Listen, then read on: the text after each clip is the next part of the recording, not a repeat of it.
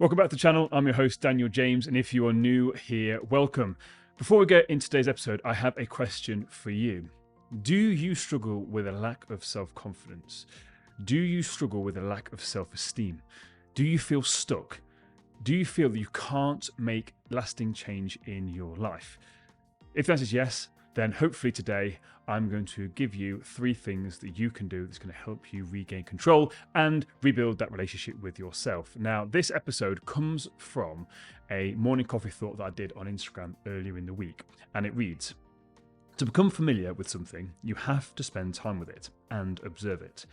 How much time do you spend with yourself? Or do you do everything possible to avoid being with yourself? And then do you wonder why you don't have a good relationship with yourself, lack self-confidence, or can't change or get unstuck? So that's what we're going to dive into today, because for me, so many times we avoid spending time with ourselves, yet that time with ourselves will allow us to discover ourselves, which will then in turn help us get unstuck and rebuild that confidence. Because let's think about it. The more you know something, the more confident you are in that thing. Like when you first got your phone, just think about the first time you got your phone. Now, if you've had an iPhone for years, think before you had the iPhone. When you first moved to the iPhone, it had been completely new to you. You would have known nothing about it. You wouldn't have felt confident using it. Yes, you know its basic functions, like maybe how to text, but all the rest of the stuff. It was completely revolutionary. The more time you spent playing with the phone, spending time with the phone and on the phone, you would have gained confidence in it because you'd have learned more about it. And that's the same with us. We need to start prioritizing time with ourselves so we can start to understand. We can start to understand the things that are triggering us. Now, what's the trigger? The thoughts, feelings, and emotions that we have that then lead us to take actions, which then give us a result. And if the trigger's negative, we're going to think negative thoughts, feel negative things, take negative actions, and the results we're going to get aren't going to be great. Yeah, we get stuck in this cycle. And we look for external answers and we avoid spending time with ourselves, which is the one thing that's going to give us the confidence to overcome the things that we're struggling with. There's so many people that I know that do things because they don't just want to sit and be with themselves. They'll even say, I just don't want to spend time with myself. I can't be with myself. Now, isn't that a worrying thought? You're going to be with yourself for the rest of your life. And you've been with you through all of your life so far, up until this point.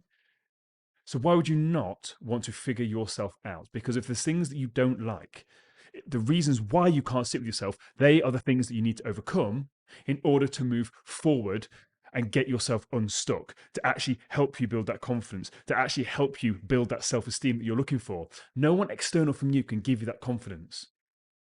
It's in the word self-confidence. It comes from within ourselves.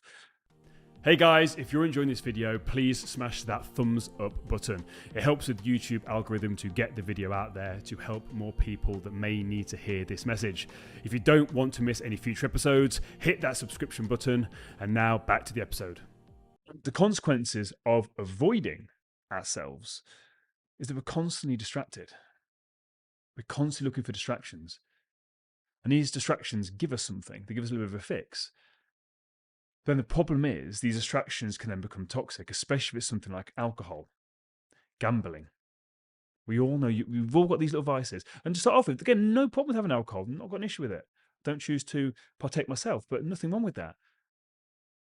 But then at some point, it's not going to give you that same escapism. So we have to have a bit more, have it more frequently.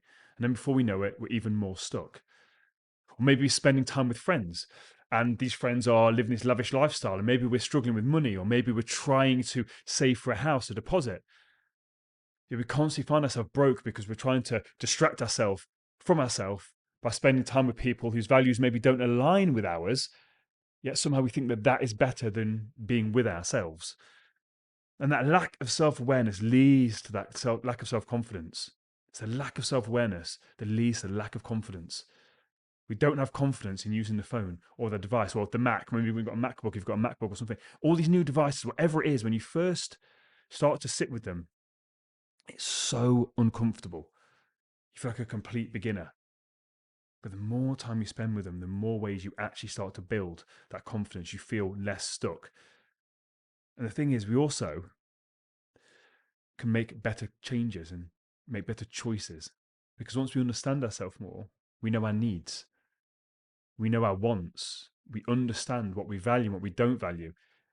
And we'll start to see that maybe all the relationships we've been in, like with our partners or ex-partners, maybe the reason why they didn't work was because we were using them to avoid being with ourselves. And then when we actually sit with ourselves, we realize that their values and how they live their lives is never actually aligned with us, which then again cripples our self-confidence because we're choosing to be in a situation that's moving us further away from what we actually value. And we just lose ourselves time and time and time again. So, what are some practical ways we can actually spend quality time with ourselves? Now, the activities that I would personally recommend that actually help promote the self-discovery are journaling.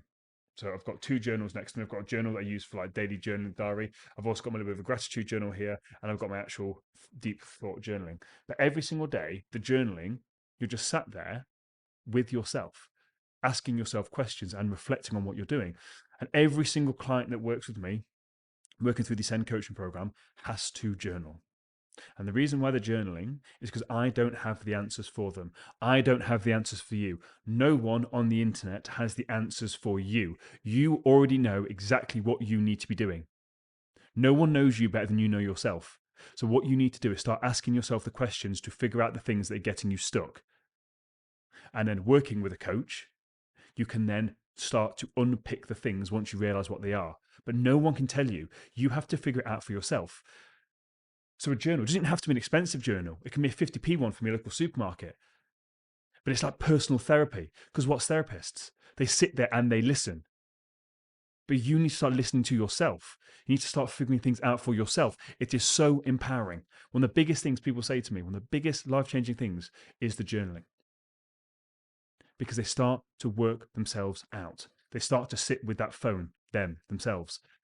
And they start to build confidence in themselves. Because once they build this confidence, they can start to make better choices. Because they know what they want. They know where they're going. And when they make bad decisions and bad choices, they reflect on it.